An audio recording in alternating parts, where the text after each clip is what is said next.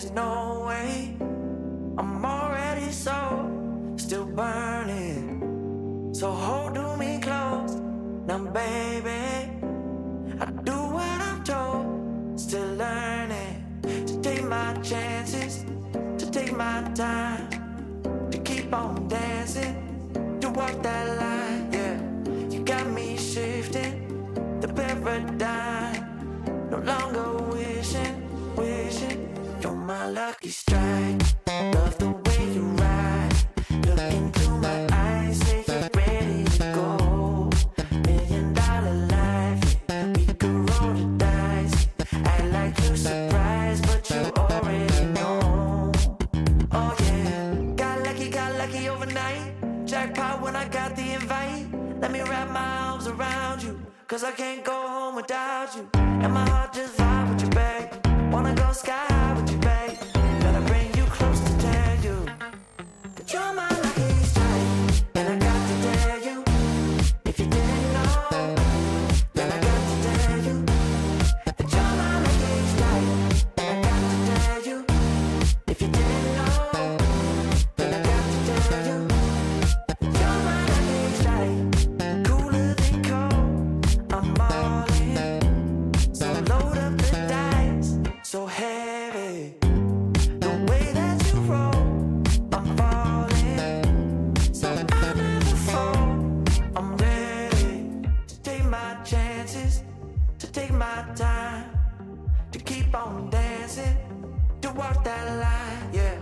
You got me shifting the paradigm, no longer wishing.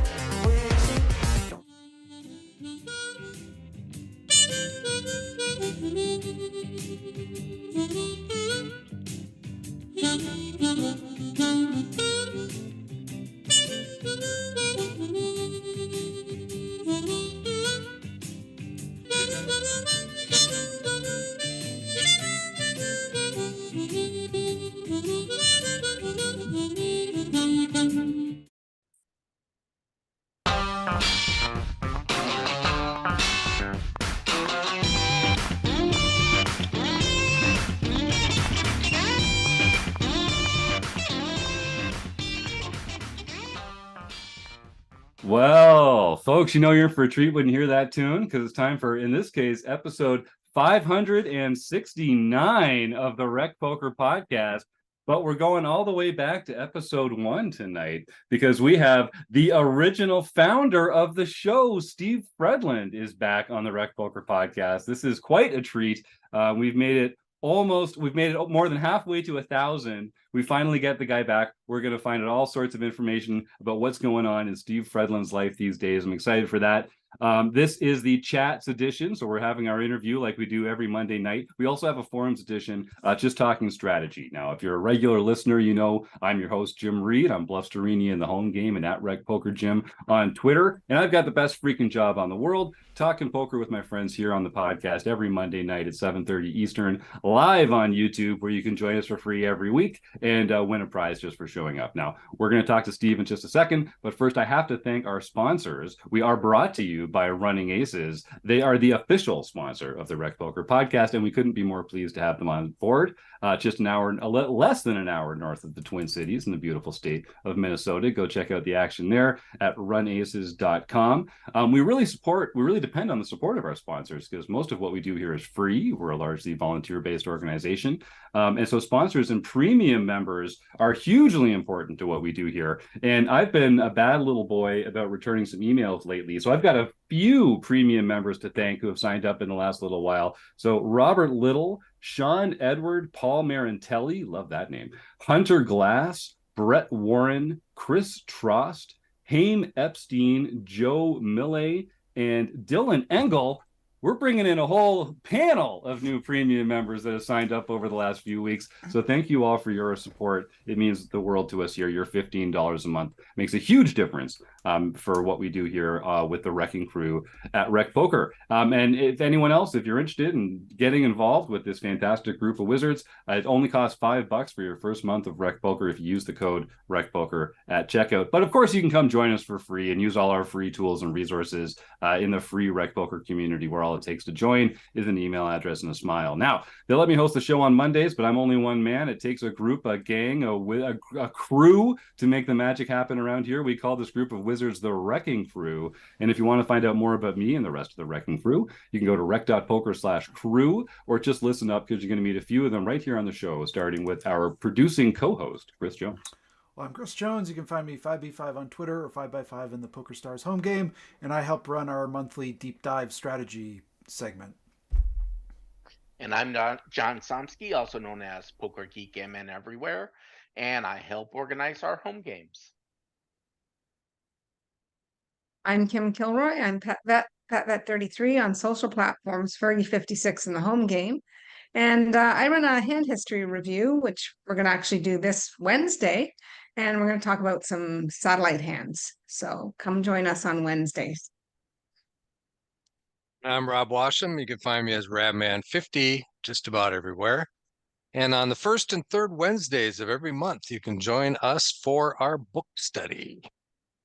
It's just a few of the fun things we get up to every day, week, and month over here at RecPoker. Come check us out and get involved. It's a great group, and you will definitely find some fun ways to improve your poker game if you do. Now, but it all started back in 2016. A guy from Minnesota had a dream and a microphone and started a podcast, mostly based around some colorful characters in his home game club. But don't let me tell the story. I'd like to introduce Steve Fredlund back on the RecPoker podcast. I'm throwing it back to you, Steve. What a treat. Welcome back to the show. Well, it's fun to be back. It's weird to be on this side of the microphone. It's been too long, but yeah, it's been a long journey for me, and you guys have continued the journey on in amazing fashion. So thanks for having me back. Yeah, well, it wouldn't be complete. This is a chapter in the show that we've all been looking forward to for a long time. So we'll probably get some questions from the YouTube chat about sort of like, your original part in RecPoker and that kind of stuff. But I want to start talking about what you've been up to more recently. A little birdie told me that smart folks can find a book authored by the one and only Steve Fredlund, available wherever quality novels and printed materials are found. Let's start there. Tell us about the book. Well, smart folks are going to want to look for a different book, but if you are as educated and as intelligent as I am, you might enjoy it. Yeah, I'm guessing Little Bird was Chris Jones, because he's an author himself, and he's been involved in kind of my process of thinking this through. But there it is. Yeah, I've got a copy myself too. Yeah, just recently, part of my journey has been, I guess it's been very cathartic in a sense, the last couple of years, trying to understand who I am, what do I want out of life, and these age-old questions. And one of the things that I kind of had to come to grips with is I've spent almost my entire life putting everybody else first, trying to do the right thing, trying to make sure, oh, this is what I'm supposed to do, I do that. That's what I'm supposed to do that, do that, do that. And it really kind of culminated in kind of an acute anxiety attack that kind of opened my eyes and kind of led to a whole bunch of other things that we could talk about. But part of this journey of trying to find myself is realizing how much I've always tried to do the right thing. And what I found is that happiness in many ways is found in doing the unright thing. And so, not the wrong thing, don't hear me wrong. So the book is really that. It was intended initially to be a self-help book from the view of an expert. I had written 75,000 words, 70 citations. Like, I had researched the crap out of how do we become happier. But I just kept telling the publisher, this is just not the book I'm supposed to write. I'm not an expert. I don't want to be an expert. I don't want people approaching me like I'm an expert. And so we scrapped it. And I ended up writing this memoir. And it's really my stories of living life, trying to always do the right thing, and the journey away from that to doing the unright thing. So kind of a long answer to a short question, but it's just a memoir, pretty simple memoir called Do the Unright Thing, Memoir of a People Pleaser. It's got a fine picture of me as a 9-year-old boy. At the time, I had a different last name, and I was scared to death of doing the school photos, and you can tell in the picture. It's okay. Well, tell us a little about, because when people hear the not right thing, as you kind of pointed out, we naturally go to does he mean the wrong thing? Talk a little bit about what's the difference between those two, and why should we be doing not the right thing?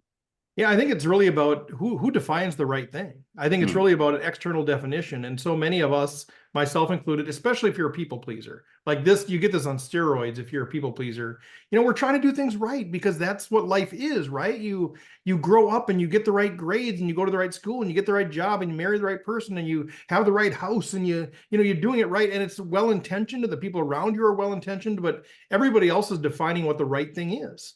And if you are a people pleaser or if you're predisposed to that, you just do it because that's what you're supposed to do. That's the right way to live. I'm living the right way. And I think for a lot of people, that works out great. Like, honestly, like it just works out. They have a good life on paper. They're fine with it. But then there's the few of us that wake up one day when we're 48 years old and realize that we're not even living our own life. And so it's not about doing the wrong thing. It's even the unright thing is just kind of a catchy title. It's really about redefining who gets to say what the right thing is. And what if my right thing is not the right thing in the eyes of the people that I care about or the world or whatever? And so that's why it's do the unright thing. As other people would define, here's the right thing for you to do, Steve. Keep doing this, stay in actuary, whatever it might be. Me saying, you know what, I'm going to allow my own right thing to take precedence, even if it's the unright thing in the eyes of other people. So it sounds like in order to do that, if we're not going to sort of pay as much attention to what other people think is right for us, but we're going to decide like what's right for us ourselves, it feels like we kind of need to know ourselves pretty well. We need to, how do we find what is the right thing for us in that case? That is the biggest challenge, and that's what I speak about quite a bit is that. And the reality is if we can't figure that out, the rest of it doesn't really matter. Like it's like owning a business like RecPoker. You're running that thing. If you don't know what you really want or what if you don't really know the goal, if you don't know what you're trying to accomplish, how do you make decisions? And I think that's true in our life. If we don't really know the kind of experience we want to have, how do we decide what kind of people we hang out with or what we do or the hobbies that we are engaged with? And so that is the big question. That is the central question, is what kind of life experience do we actually want to have? And it's not easy because we have all these defaults, right? We are born into a family and we inherit all of these ways on what we're supposed to think, right? All these set of norms, what you believe spiritually and about the role of women and guns and hunting and so your favorite sports team, which isn't the Pittsburgh Steelers, Hey, but we now. have all these defaults, we have all these expectations, we have all these, what we're supposed to do. And I think that's what makes it really hard. So your question is, I'm not answering your question because that's the hard piece. The hard piece is what kind of experience do you really want to have? And I think the work that we're trying to do, the work that I'm inviting other people into is learning how to strip away all of the expectations, all of the shoulds, all of the supposed tos, all the defaults to say, what kind of life experience do you really want to have? And so I can't tell you the answer. I can tell you the process that we go through and the intentionality that it takes. But it takes a lot of courage, frankly, to do that. Yeah, I'm sure, of course. If anyone I see we've already got some people typing out in the YouTube chat. Thanks for sticking around. If anyone in the panel, of course, has any questions, feel free to unmute. While we're talking about the YouTube chat, I do just want to mention, if you have any questions for Steve, type them in there, of course. We're also going to be doing, we're going to be playing Stake, Study, Stack later in the show. So we're always looking for suggestions for poker players that we can use in that game with Steve. And we announced that we were getting close to 1,000 YouTube subscribers last week, and we made it, gang. We made it yesterday. We had some awesome participation, some people buying in and getting involved, and we made it to 1,000. So I just want to thank everyone in the YouTube chat for coming and supporting the show. And if you're listening at home, that would be a great way to support the show without spending a dollar. Just come on over and support the show by subscribing to the YouTube chat. But stick around, and we're also, of course, going to give away a prize at the end to one of our YouTube chatters as part of our food bank donation raffle prize. So stick around to the end and get your questions into Steve here first. Chris, I see you unmuted, so I think we'll start with you. What's on your mind, boss? Yeah, Steve, I wanted to just jump in there. You mentioned the process of writing this book, and it kind of took a path that I don't know how many people in our audience have actually tried to write a book, but it's a pretty daunting, frustrating, demoralizing process, especially when you sort of realize you've put a lot of work into something and it's not the right thing, and you got to scrap it and start over and build something again. And I'm curious about how you came to that realization in terms of writing it, and what what was that dark night of the soul really, how you kind of overcame that moment and like really decided, no, I've got to write something else. Yeah, well, I mean, the whole idea of writing a book goes back well even before this process. I was working with you on early copies of what a book would look like, right? And then, years later, I don't know, 5, 6 years later, I don't even know, started writing this. And, part of the impetus for writing the book, frankly, was now as I'm an emerging keynote speaker, if you have a book, you get more credibility, you get more stages, all that kind of stuff. And so that was really I should write a book, right? I fell into the should. You know what you should do? You should write a book. So I'm like, okay, well, I'll write a book. So I started getting into that, and that's when, well, what kind of book should I write? And listening to all these voices and all this stuff, and it was good. I learned a lot through the process, but I just never really felt like this is it. And I kept coming back to, well, what kind of speaker do I want to be? What kind of business do I want to build? And it wasn't as an expert, but I just kept pushing through because that's what I was supposed to do. Like the unright thing, like part of that was this whole process of writing the book. And so, yeah, it was kind of this frog in the kettle thing, but luckily as a frog, I could actually feel the water getting warmer. So I just kept expressing this to the publisher. And you have these, if you hire a publisher, you go through this process where you have different editors and different people involved. And they kind of were like, oh yeah, kind of pat me on the head. Good luck, power through. And then I ran into this other editor. I forget what her title was actually. And I was kind of expressing this to her. And she's like, don't do it. You need to write a memoir. And she kind of gave me permission to be like, just be honest, like, thank you. Like I needed somebody to validate that because I don't know what the heck I'm doing writing a book. Like I'm not an author. I needed somebody to actually take what I was feeling and create an answer to that. And she kind of pressed the pressure relief valve and said, you know what, just write a memoir. Yeah, you got to scrap it, but if this is what is on your heart. And so that was the dark night of the soul kept getting darker, and I kept trying to suck it up and do it because that's what you do. That's the right thing. The right thing to do is keep powering through. And then somebody comes along and says, psh, you could just write a memoir. Oh, what's that? I don't need to do APA citations. That'd be awesome. Like, let's start there. So that was the dark night of the soul came, with a really great, I guess, morning dawn, if you will. Well, it just goes to show how helpful it is to have other people in your corner, right? To bounce ideas off and to be developing stuff with. It's hard to do whatever it is alone. Writing a book, learning poker, traveling through the world on this journey we call life. It's better when you've got people around you. There's no doubt. For sure. So what's it been like? So after RecPoker, I know you were doing small business coaching. You'd started this disc golf podcast. I know you've been working on the book for a long time, and getting more into the speaking, which has been a big part of what you're working on now. What are you doing for fun now? Are you still, is disc golf still a thing? Are you still enjoying poker? Like what are you doing? It's been an interesting journey.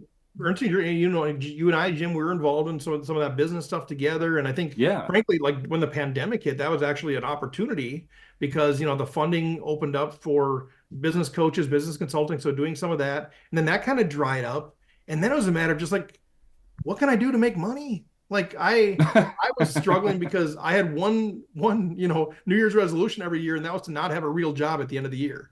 And that was it. And so I was working a million hours, like scrapping things together, doing poker reporting, substitute teaching. I'd found a little bit of consulting work, a little bit of coaching, just doing everything just to make a buck. And so the last few years were kind of that, like just scrambling to try to do anything to make a buck. And then it was about August of last year, July of last year, when I finally encountered somebody who helped me put together a brand for my speaking. Because I was doing a little bit of speaking, a couple $100 here. If you offer me $50, sure, I'll drive 6 hours to talk to your group. Why not? Just because it was $50 and I needed $50.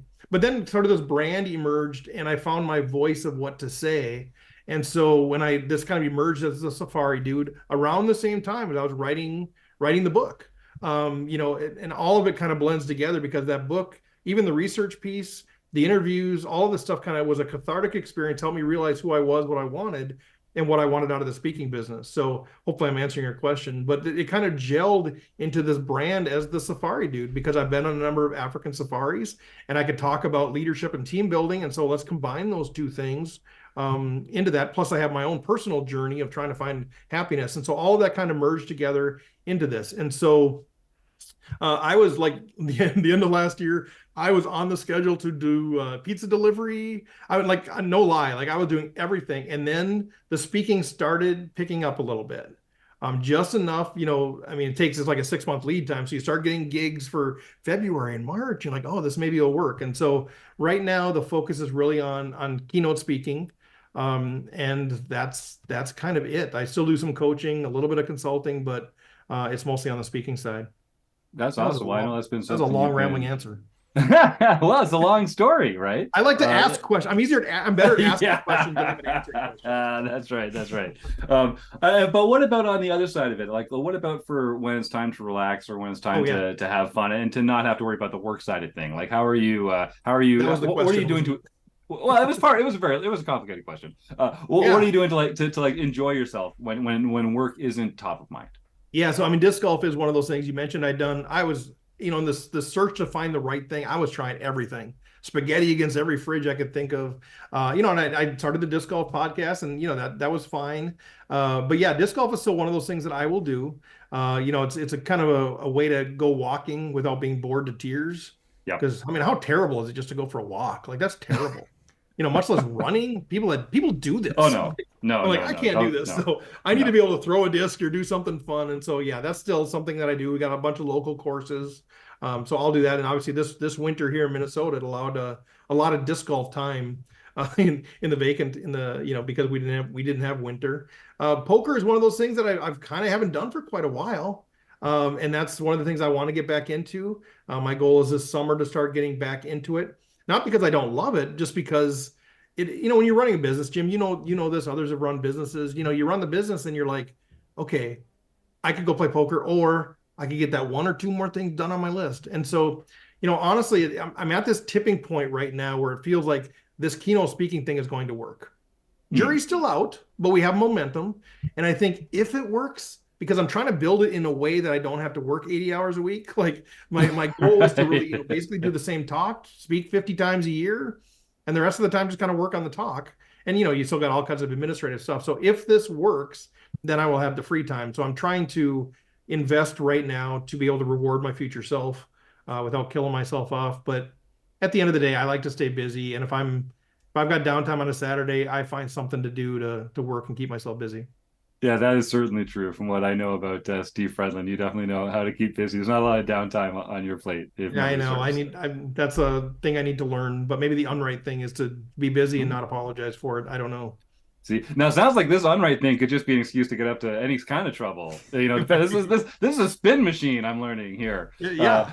You define what's right. That's the beauty. I mean, that's true. You are the one that defines what's right. But no. Chris, jump in. Well, yeah, and I mean, you're on the RecPoker podcast. You came from RecPoker. You started RecPoker. Where does poker fit into your life right now? Is it sort of? I mean, you mentioned you want to get back into it. Is it something that you're just kind of have taken a complete break from? Are you playing every once in a while? What's sort of where does poker fit into your matrix right now? Yeah, over the last couple of years, it's kind of ebbed and flowed, or I've kind of gone into it and gone away from it, gone into it, gone away from it. And frankly, some of the experiences I had going back to the casino were not positive. I'm just like, I don't know. I mean, there's not, there's in the past, there's stuff that's targeted to me. This is just sort of like, I don't know. There's a bunch of crabby people here. And I'm just like, it kind of sucks. And it reminded me why I started RecPoker in the first place. I want to talk poker with people that are positive, encouraging, play some poker, play some home games, get to know the game a little bit more. And so right where I'm at right now is just kind of like, I'll go back to the casino here and there maybe, but I think I'm thinking about starting a home game again because I missed that. I used to run the home game and that was really the crux of it. Or heck, I might even go play bar poker again because the people are terrible and they're all drunk, whatever, but they're having fun and they're not crabby ass, And so, you want to know how to grow the game of poker. Don't go play a $75 poker tournament where everybody's taking 2 minutes to make a decision and they're pissed off that the ace hits on the river. Like, that's terrible for the game, And so I'm looking to, sorry for the swearing on the YouTube live stream. Now that you've sworn, it means that we can start swearing too. So yeah, I'm giving you permission. Yeah. But so anyway, so where I'm at right now, I love the game. I think the strategy depth has overcome me. Like it's like I gave up. Like I'm not interested. I'm not going to learn what I need to learn to really become a top level player. So it's back to community for me. It's back to how do I surround myself with people that just want to get together, have a fun time. The better player eventually wins, but it's more about laughing and showing each other cards and having fun and not taking 3 minutes to make a decision. So let's take on from that, because some of our listeners, this is episode number 569, I think. Amazing. I said, which is just crazy to think. I've only been around since 157. Like, you did a lot of this heavy lifting before That's I even got here. Let's talk about those early days, Steve. So when you first started RecPoker, it was really sort of like a solo project. I remember listening as an early as one of the, you remember I joined as one of the first premium members back in the day, but I'd been listening to the podcast for a long time. And you tried a few different ways of doing it. You got a few of like the core team, what would become the core team of the Wrecking Crew involved, a lot of whom started in that original home game club of yours. So tell some of our newer listeners or viewers here at YouTube, just talk to them a little bit about starting the show, starting the group, who you got involved with, and sort of like what that experience was like. Yeah, I'll share to the best of my memory. I'm an old man. That was that was a long time ago. It's true. I don't know. Back in the day, we had Rob Washam playing up at Grand Casino Mille Lacs, and Rob and I would play together quite a bit. And the best I remember it was sort of like this. I wanted to learn the game. I had just learned the game. Like literally, I just started playing. Me and my buddy, between us, we had like 11 teenagers. And we were thinking, what can we do to connect with our kids? And so somebody brought up Texas Hold'em. None of us had ever played. We started playing for like a quarter a night. And I just fell in love with the game. And that's really, I wanted to find people that could help me get better, to learn the game. And I just could, I listened to some podcasts and it was just like, hey, here's what we did Friday night. It was so much fun, whatever, just entertainment. That's fine. And then the rest of it was like this deep, in-depth sort of stuff. I'm like, oh my God, I don't even know. And so I couldn't find that community of people to just talk poker in sort of the amateur level, rec level sort of way. And so that's why I started it, frankly. I started it to just have an excuse to talk poker with people, and so that's what it was. And, there's like little people really don't know this. I think is there like 9 or 10 like missing episodes at the beginning. There's a story there. People are like, where's episodes 1 through 10? Like there's a story there. We could explore sometime, but there's a reason that those don't exist in the public view. But I was trying different formats, working with different people, all this stuff just to try to talk poker. And there was never any thought that it would become like a top 10 poker podcast and a training poker site and the merch and all the stuff that you guys have built it into. It was just a way to talk poker. And so so the early people were just kind of the people that wanted to talk poker, and that's what it was. And then eventually we're like, hey, maybe we could talk to a bigger name person. And so that kind of is where some of the guests started growing into that, because that was fun. And then we got I forget when it was, first year 1, year 2, kind of got a break when I got the attention of Poker News. And so my buddy Stacy and I were out in Vegas, and we got to jump on the Poker News podcast, and they gave us a plug. We're talking, I think it was Sarah and Jeff Platt maybe. And it was just kind of this sweet conversation about these weird recreational players that are having this podcast. And that kind of gave us a bump, and that gave us some momentum. And then we started getting a little bigger names, and it went from there. But yeah, iterations of what this is, I didn't know what I was doing.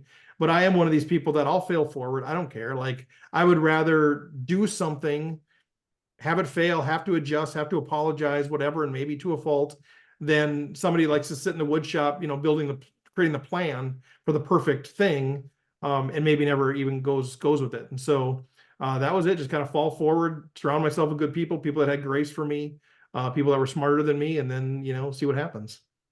And have you learned from poker lessons that you've applied in this new branch of your career, or have you learned lessons from building the RecPoker community that you've then applied in this new branch? Talk about that a little. Both. I've learned a lot about myself, where I'm good as a leader, where I'm terrible as a leader. I've learned those kind of things.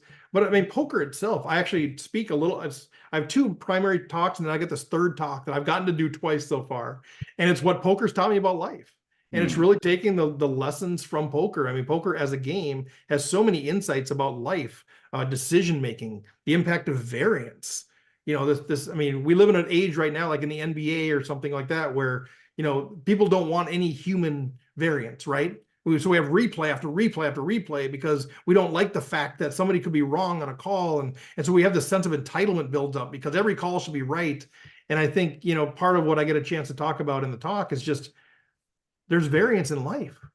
There's human mistakes, there's human error. There's situations where you make the right decisions and things don't go well. You make the wrong decisions and things go well. Like, this is the human experience, has variance. And so it kind of gives me that opportunity because, you're playing poker. Yes.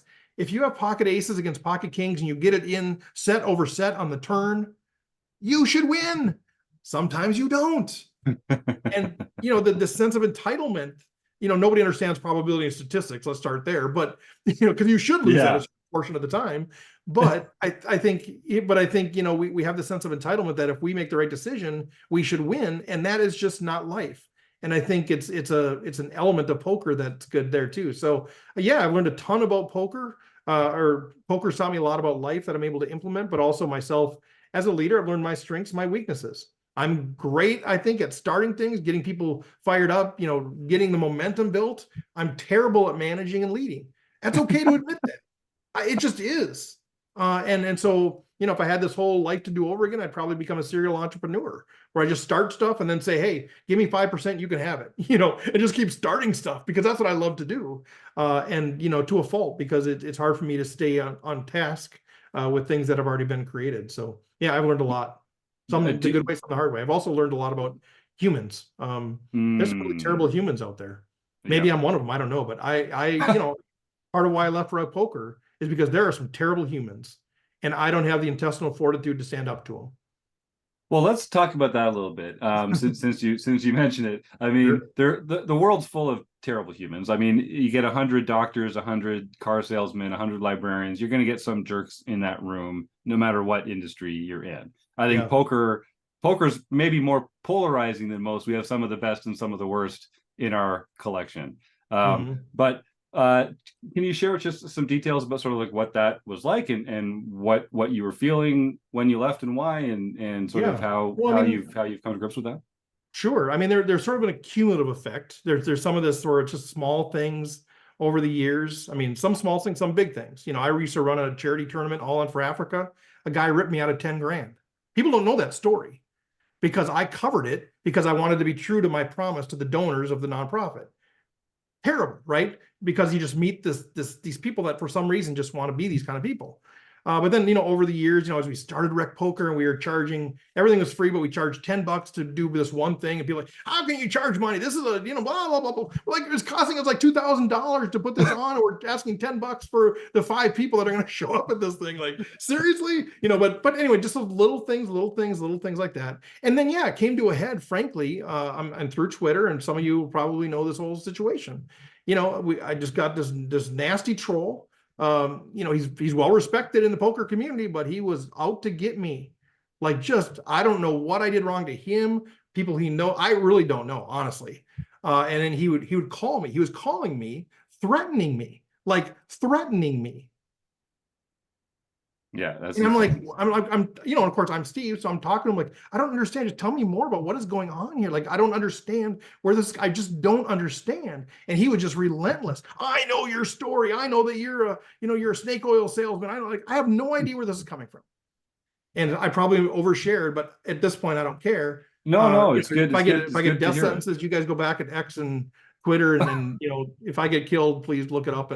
But anyway, it was just that kind of stuff. I'm like, what am I going to do here? Like, is this, I mean, I know the cost of leadership comes with people not liking you. I've been a former executive pastor. I've been board chairs. I've been in leadership in Fortune 500s. I know that that's part of the deal, but this felt different.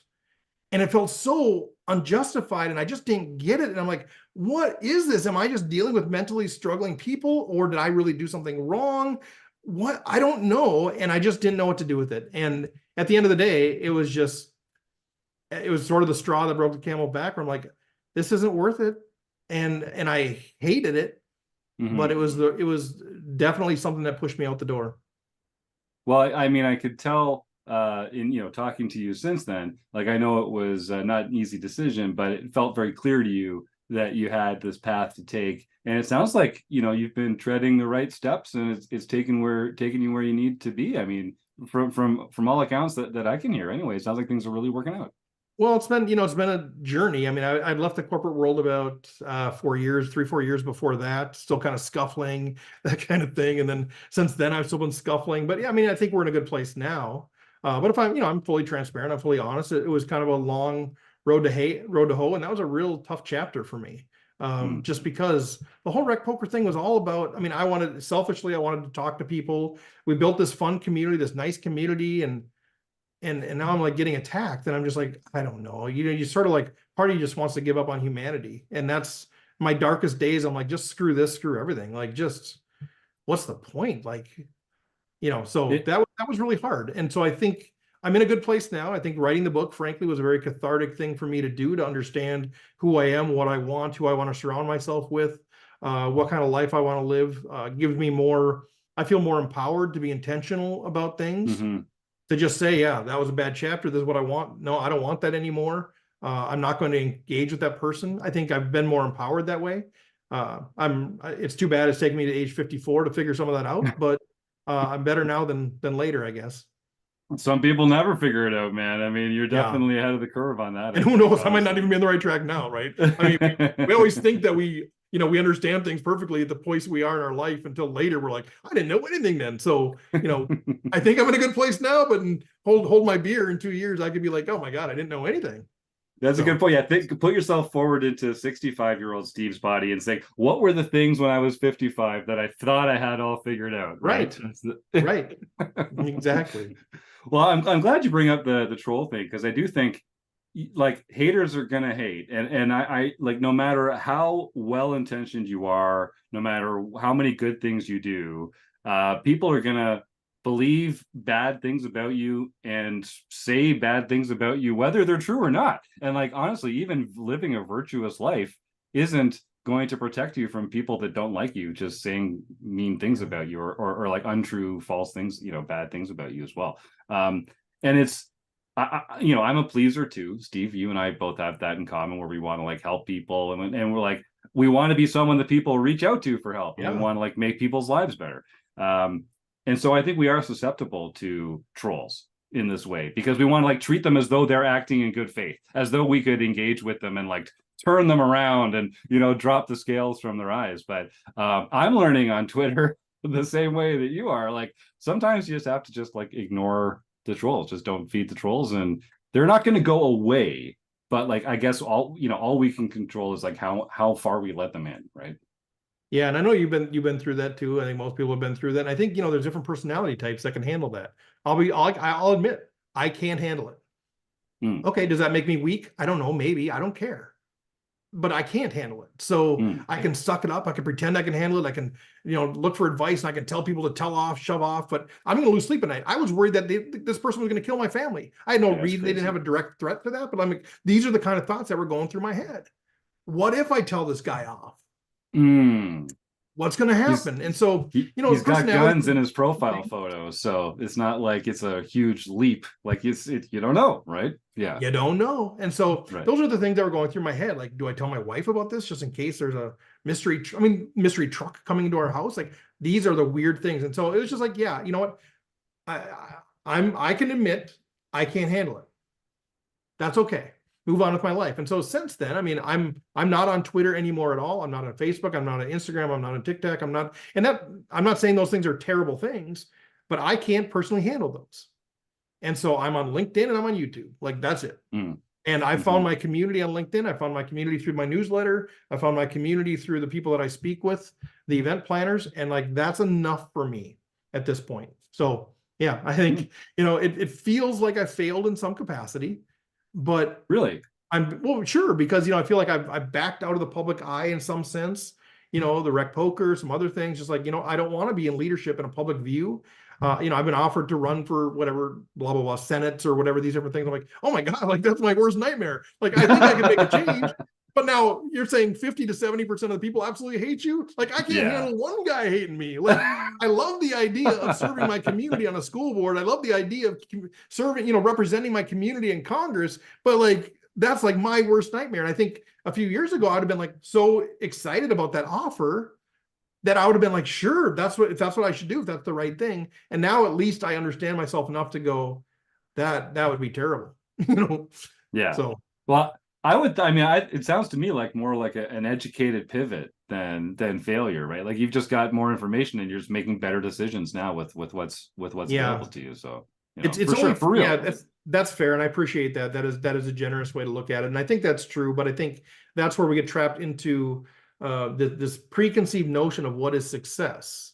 Success is more pay, higher, higher position, more influence, bigger in the public eye. Like those are successes. So I kind of trapped myself into that, saying I failed because, well, the standard is you keep getting better and better and more and more and more and more. And so I failed relative to that standard, but it's now redefining. My unright thing is redefining what is success. And for me, success is being happy, being able to wake up every day and not fear for my life, and and working hard at something that I believe in. So I've kind of redefined what success is. Yeah, that sounds freaking great to me, man. If you're in the YouTube chat, if you got a little more time to get some questions in, and then we'll be moving on to Stake Study Stack and closing the action with Steve Fredlund. Steve, tell us a little more about the book. First of all, I want to see the cover again. Hold this up right close for the camera so everyone can take a peek. I love it. That is a great photo. That is an excellent photo. Does that shirt and hair scream 1980s? I mean, that's my mom's bowl cut. You can tell we didn't go to a barber. And where can people find this, Steve, if they want to pick up a copy? Yeah, so it's Amazon.com's got the hardcover, the paperback, the ebook. We're working on an audiobook now. And then if you want to support the local booksellers, there's several in the area here that are carrying it, but also bookshop.org. I believe I had that right. Bookshop.org. Chris is nodding his head. He's my go-to. So you can it basically treats it like an Amazon.com, but you can select the local bookstore that you want to support that'll get a piece of it. So if you want to support a local bookstore, you can go to bookshop.org, order it online, and then the royalty for them goes to whatever bookstore you select. So I know because you got the brick and mortar local bookshops, and you got Amazon, and they're not exactly friends of each other. Yeah, good point. But yeah, anywhere. Otherwise, reach out to me. I've got copies. I can sign them and send them out. I have no problem doing that either. Nice. Yeah. Chris? Yeah, I was just going to give a 5-second plug. Bookshop.org is an amazing organization. They're trying to change the whole book selling business. So if you haven't heard of them, go check them out. Get your books there, and get Steve's book there. Right. Yeah. Just a quick shout out to. I'll forget people too, but I know Chris and his lovely bride Dana and Mr. Somsky and Jill and Jack Burke, Draybeck, Chris Gorton, a lot of the RecPoker family came to my book launch. I had a live book launch a couple of weeks back, and we just had a blast there too. And just so shout out to the folks there and a number of other people that have actually supported the effort along the way. And I'll give one special shout out. It might surprise you, Blake Bond, Minnesota great. Really he supported me in a real nice way in writing the book. So just a shout out to him as well. A lot of people don't see, and he's got this personality that's pretty big and hard and all those kind of stuff sometimes, but he does have this underbelly that's pretty generous. And he's in the past, he's donated gifts that I've taken to homeless people in the past. And now here he was really just very generous in helping me get this book going. So shout out to him and all the folks that have supported me. That's awesome. What was one part of writing the book that you really enjoyed? Being done. Chris can attest to that. No, yeah. I think being forced to really try to recall some of the stories and connect the dots. Like, there's so many stories, and a lot of them, I didn't include. A lot of them the editor didn't include. They said, "Oh, that's a nice story, but it doesn't help the reader." Right. But there was those moments where I was really kind of forced to remember. Like I talk about how Weird Al Yankovic caused me to trap gophers. There's one of the chapters called that, and I had to go back to my mom, go back to my old neighbors, and say, "Am I remembering this right? Like, here's what I was remembering." Remember, the cassette tape at Pomida, and I remember the gophers getting $1 a piece to trap the gophers so I could save the money to buy the cassette tape. And, so just kind of, it was fun to kind of go back because I rebuilt some of those connections that were there long ago because I wanted to be accurate in the book. So that was pretty fun, I think, for sure. Nice. Yeah. Now, are you? We're going to wrap this up shortly, I guess. Do you have a sense? You talked earlier about how you're sort of constantly moving from project to project. Do you feel yourself being pulled in any new directions? Or how are you going to kind of anchor to this current state, or would that even be what success looks like? Like, what's your take on that? I really do want to anchor to this place right now as the Safari do, but more so inviting people to view their life like an epic adventure. So many times we view our life like, we're waiting for the next good stuff to happen. We're just kind of biding time in the middle, waiting for the next birthday party, waiting for the next, podcast, whatever it might be. And the invitation, because it's worked for me, the invitation is really, how do we start viewing our entire life as an epic adventure? Like we're on an African safari. And I think that's the grounding. And I love that message. It's connecting with people. It's building great relationships. I'm preaching it to myself all the time, waking up every day, I have my little zebra here to remind me, that, hey, life's an adventure, and so that's the grounding piece where the multi-passionate Steve got to be doing something new is kind of around that. And so the speaking is grounded there, but looking at, a video course related to the content. Looking at the book, and there might end up being 5 books because I have 5 different things I talk about. So some of these peripheral things, one of the things I love to do is go on African safari. And so I'm looking at how do we start making that possible for either the companies I work for or the individuals that want to go on safari, maybe retreats. And so there's plenty up here that may end up coming to fruition. But the grounding is, no, I want to be talking about how do we live our life like an epic adventure. And I think that's how I want to spend my time until my park closes, if you will. And so I think that is the grounding, that is the linchpin. And that's what's really resonating for me. And when I'm sharing that on stage, it feels right. It feels good. And when people are coming up after in tears and all that kind of stuff, and it feels good. And so I think that's the grounding, but hold my beer, I could be starting a new, harmonica playing Parcheesi podcast next month, who knows? Well, it sounds like you are really hitting your stride. So congratulations, Steve. It really is. It's great to see it. And I mean, having a book out, that's a binary thing, right? Like you're across that river now. So really, congratulations. That's a lot of work. Well done. Yeah, thank you. I mean, I always I have a huge imposter syndrome, like everything I do, even when I was the RecPoker podcast. And now it's still like, well, I'm an author, but it's a memoir, I'm sort of always downplaying everything because it's a short book. It's a quick read. It's just my stories, so I kind of downplay everything. But the reality is it has opened up doors. There are speaker bureaus that won't represent you without a book. There are stages you can't get without a book. I can bring it now to my events. I've been selling some. And so, yeah, it's a real, it's something they can't take away from me. Right. And part of it is I wanted my wife and kids to hear some of these stories. Tracy, my wife, didn't know most of the stuff in the book, and so it kind of gave me permission to tell my story. So thank you for that. Yeah, no, I'm glad to hear it, man. I really am. We're going to wrap this up shortly with Stake Study Stack from some suggestions from the YouTube chat, and then we'll start closing the action with our speed round. Folks in the YouTube chat, if you start typing the words food bank into the YouTube chat right now, we're going to, if you're a new listener, every week we give away a prize at the end of the interview, and we do it in a way that hopefully raises a little awareness about food banks around the world. Food insecurity is a plight that affects a lot of people, more people than you might think, some more people maybe in your own neighborhood or community than you might expect. You never know who's having a little trouble putting food on the table or feeding a child or a loved one. And if you just pull out your smartphone right now and Google food banks near me, you'll find some quality organizations that could benefit from a few hours of your time, a few dollars from your wallet, or some non-perishable food items from your pantry. So I'd encourage you to do that. Just to do our part right now, we're just going to make some people type the words food bank into the YouTube chat. We're going to manifest some goodness here and give away a prize. So start typing the words food bank in there, and hopefully we can help people feed the people that need some food in their little tummies. It's a great ROI on your own personal investment in making the world a better place. All right, so Chris Jones, you have been paying attention to the YouTube chat. We have had a lot of very similar suggestions for Stake Study Stack. I see this week. Some people that know Steve Fredlund, it Yeah, seems. they do. They do. I'm how are bummed. we I gonna can't see the YouTube chat, Yeah, so I don't know well- what's going, I don't know no, what's going it's all Well, very positive. Yeah, no, this is so so first of all, Steve, I don't know if you're even aware, but we have this game. It's called Stake Study Stack.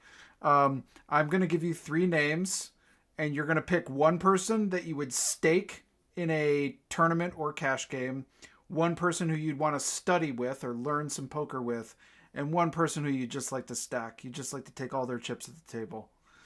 And for this one, I have never told our guests this before. There is a correct answer. So, Oh, so you're one of them. I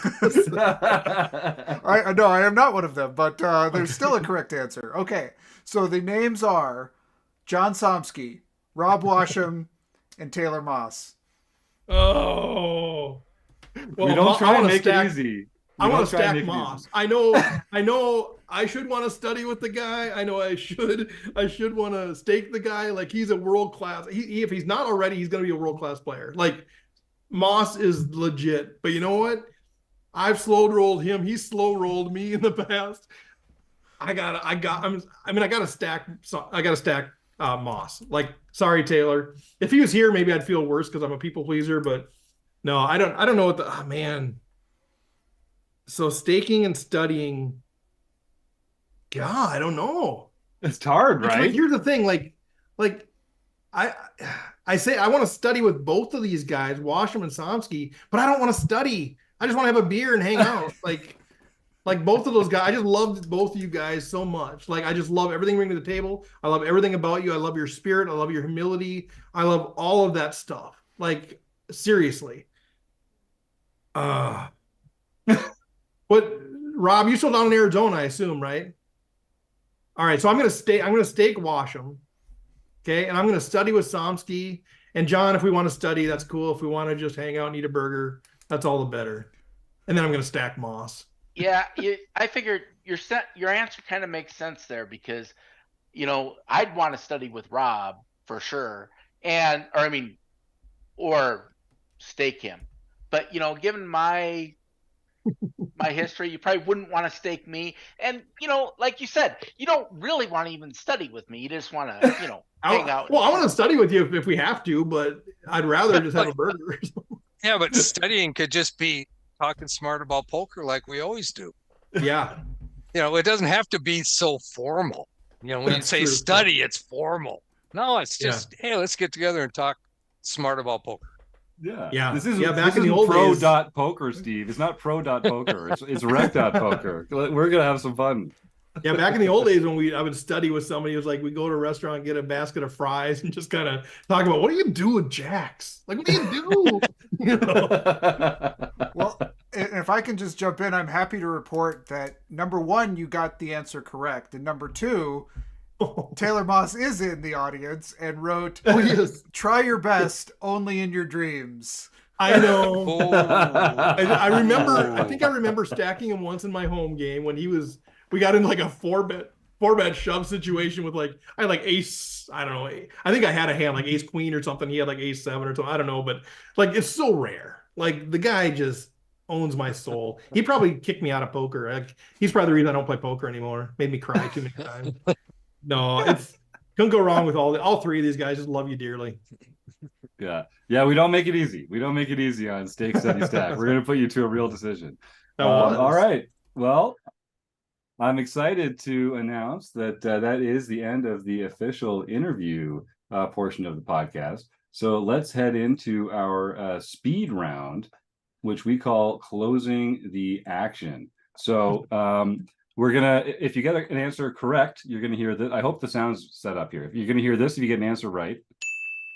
And if you are taking too long and we have to move on to the next one, this is what you're going to hear. Okay, we don't mind using the pass. You can also pass if you don't feel like you've got a good answer set up. We're going to cover a little poker and a little non-poker. We're going to take a scenic route here a little bit. All right. And here we go. All right, Steve Fredlund. Closing the action. We're going to start with an easy poker question. What is your favorite poker hand? Jack 10 suited. Is poker a gamble or a skill game? Gamble in the short term, skill in the long term. What's your biggest poker pet peeve? People that smell at the table. And I think I know the answer to this one. We ask every guest. You'll love this, by the way. Is Die Hard a Christmas movie? Oh, yes. Oh, yes. It's our Christmas movie. We have a children's book, a Die Hard children. Like, yes, 100%. What's your favorite non-poker book? I would say I don't read a lot. No. The Happiness Advantage. Good. We got in there. Who's one of your heroes? Present company accepted. John Somsky. No, I specifically said present company accepted. Are they accepted? Like, that's okay. No, like accepted. Exempted. Yes, exempted. Maybe you said the right word. Maybe. Pass. Yep. Favorite musical artist? Bono. Is a hot dog a sandwich? No. What about a taco? Is a taco a sandwich? No. What about But a they're Pop-Tart? amazing. Is a Pop-Tart No. a sandwich? No. What's one thing you're afraid of?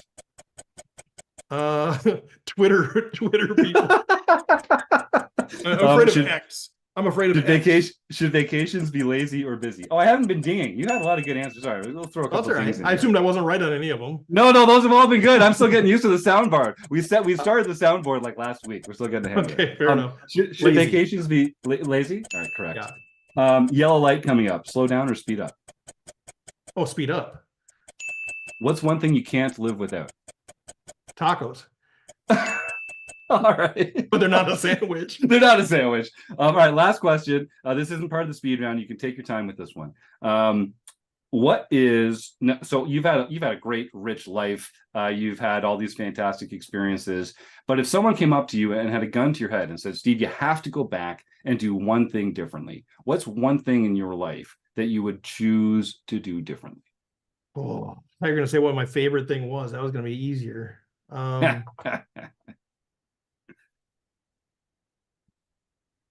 I would not become an actuary. All right. Big answer. Big answer. You spent a is lot of your life as an actuary. My whole livelihood, my whole everything. I mean, it was created a good life, but I would not have gone to school for mathematics or become an actuary. All right. Great answer. Great answer. And Apparently then you wasn't never right. would have met Apparently wasn't right, though. Taylor Moss. Oh, damn Apparently it. wasn't right though. No, I mean, You maybe never I would have saw met him at Taylor Taylor Moss. Clip. So there's some real upside to that answer, I think, if you think well, I about met it. him through Twitter doing the RecPoker thing. I don't know if He told Really? me that he specifically seeked you out because he wanted a professional recommendation for yeah. that's true. That is true. Yeah, it is what I'm telling I hope you. it works. I hope it works. Nice. Life would not be the same if I hadn't known Taylor Moss, and It's in a true. bad way. I'd have missed out on a lot. Yeah, so many people can say that, and it's true about Taylor Moss. All right, well, I'm just tabulating this up here. This is like over 1 million points. I don't think anyone's ever had over 1 million points. That's got to be a new high score. Go. No surprise. One-time RecPoker No Limit Hold'em Player of the Year champion. You know, this guy knows how to get results here at the RecPoker podcast. Congratulations, Steve. And yeah, thanks for coming back on the show. This has been a real treat, dude. It's good to see your face again. My pleasure. I miss all of you guys. Don't think my being absent from RecPoker means I don't miss you guys and think about you all the time. This is a great community. I'm proud to be at least have some role in starting the thing, and I love what you guys have done with it. And man, keep on going and keep on having fun together. That's the key.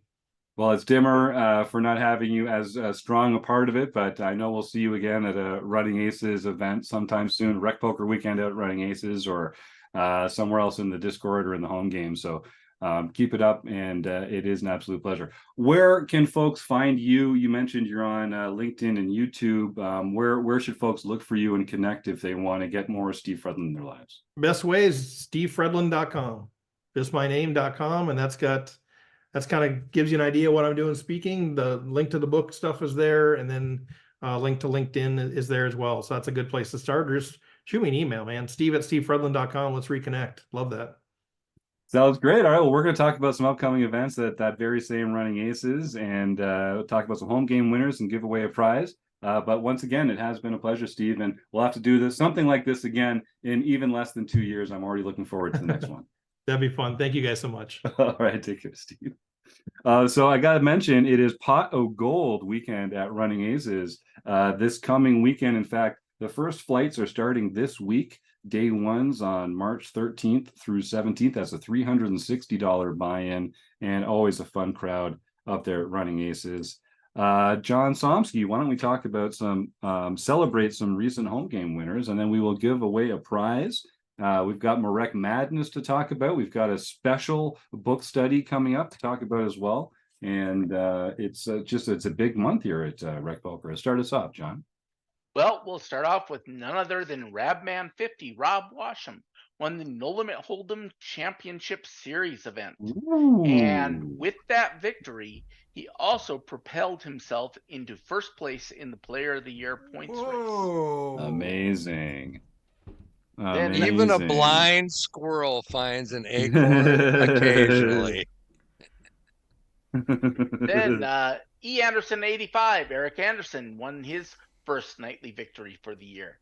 Isenma got his or her second nightly victory for the year. Oslo Burger, Tron Vidar Stensby, got his first international victory for the year. Awesome. JB Twin Cities got her first international victory for the year. And Trey 371, Thomas Penna, won the LPP event. So he can contact info@rec.poker for his free month at Learn Pro Poker. That's right, Thomas. Send that email off. You're going to love your free month at Learn Pro Poker, one of our first learning partners, and just an all-around fantastic training site with lots of great stuff there. So congratulations, and send that email, you lucky dog.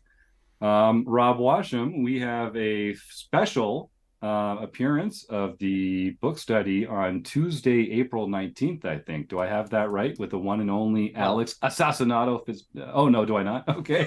No, it's March 19th. March 19th. Oh, God damn it. I was so close. Not April. Yeah. No, that's a month in advance. It's next week. It's the week. This Yes. episode comes out on Friday. It's the Tuesday following. Correct. March 19th at 7:30 Eastern. You'll be talking with Alex Fitzgerald himself and taking questions from our premium members. Yes, we will. It's a wrap-up of the book. We finished it up last session. And so we have Alex to come on and answer anybody's questions about the book, or really anything you want to ask Alex about, because he's very forthcoming he's very generous with his time. And so I look forward to that very much. Yeah, it's true. He's always very open about sharing lots of aspects and details about his life, having to do with his poker career, but also just the rest of his life as well, and how he balances the two. He's a great conversationalist, and I always get a lot out of those conversations. Yeah, we should also mention that we are looking for the next book cover in our book study, and I got some polls out there on X or Twitter, whatever you want to call it. And also you can go to the book study group on the RecPoker website to also respond to the polls there if you don't have access to Twitter. So. And you probably shouldn't. It's a hellscape. We all agree. Yeah, it is pretty bad. It's fun every once in a while, but is it worth it? I still try to figure that out. but poker seems to have taken to Twitter. It's the one place that poker people seem to get around on socials. I'm not sure if that's even a good thing, but it's there. Just be careful who you follow. Yeah, that's right. And who you let follow you. Don't be afraid to block and mute. That's definitely true. So that's going to be super cool. And I love that our members get to take advantage of your polls and have a say in what the next events are going to be. Speaking of next events, we've got Brad from poker.org. Brad Willis is going to be on the show next week. I'm excited for that. I'm going to be talking to him about sort of how they look at sharing the news and opinion over there. I'm really looking forward to that interview. And then for the next few weeks after that, I'm going to be off in sunny Dublin. They call it sunny Dublin because in Ireland, it's notoriously sunny and warm all year round, from what I understand. So I'm really looking forward to that. The Irish Poker Open is going to be a lot of fun. I'm going to be there. Kim Kilroy is going to be there. Stu and Elizabeth, Eric Ebson. I know a bunch of other RecPoker members are getting excited for the trip. And it's my first time at the Irish Poker Open. I've been to Ireland before, but I've just heard so many fantastic things about this experience. I can't wait. So we'll have a different Wrecking Crew member sitting in the host chair over the next few weeks. We've got some fantastic guests lined up, and it's going to be a treat. I can't wait to listen along like a fan, just like everybody else gets to. That's going to be awfully fun. So let me see, Chris, is it time? Should we give away a prize to one of our lucky and generous YouTube chat members? If I'm going through the list here, I see Stuart Carriage at 1, the RRRCCC, K Poker Wannabe, Evil Roy Slade. That is 4 in that order. Am I correct? That sounds correct. Looks to like me. Rob. All right. And do we have a nerdy die of infamy that we're going to roll and see who the winner is? We do, although I'm having trouble getting my camera to show up, so it might have to. It might be the honor system.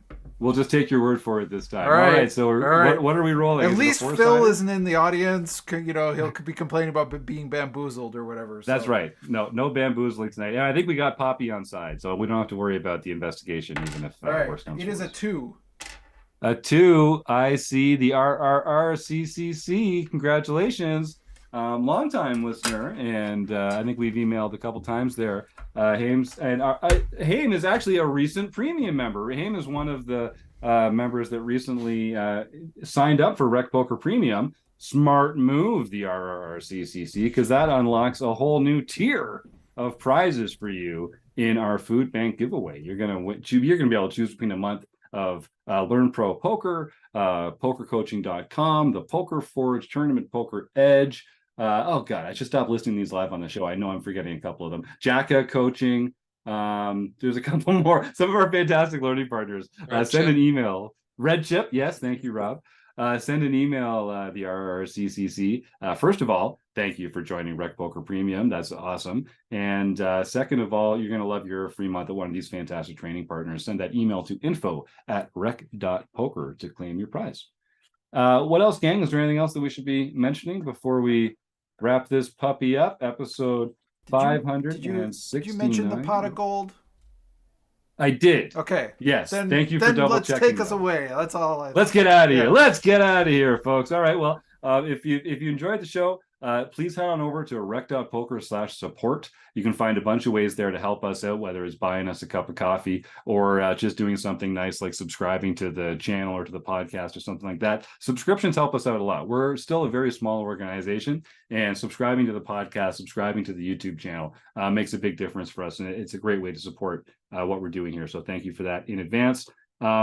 And otherwise, I guess I just have to thank the Running Aces Hotel, Racetrack, and Casino. We couldn't do it without them. Thanks to Steve Fredlund for starting this whole dang thing. Rob Washam, Kim Kilroy, John Somsky, and Chris Jones making all the magic happen around here. The YouTube chatters, and you, the listeners at home. We couldn't do it without you. Thanks for your support, and we'll see you next week.